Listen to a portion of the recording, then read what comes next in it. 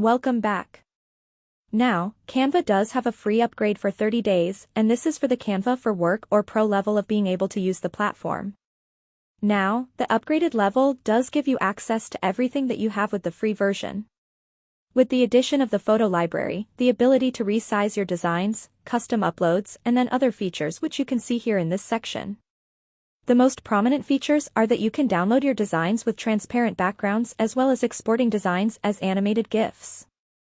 So it's a good idea to start with the reversion since you do have access to the templates as well as being able to upload your own images and having access to storage.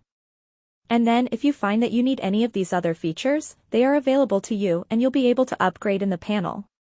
Now, as of the recording of this video, you'll see a $12.95 price if you pay yearly. Obviously, you're going to pay less in a lump sum and we're going to start the course assuming that you have the free version, so if you choose to upgrade, once you see some of the other features you'll be able to. Okay, it's with that. Thanks. And I will see you in another video.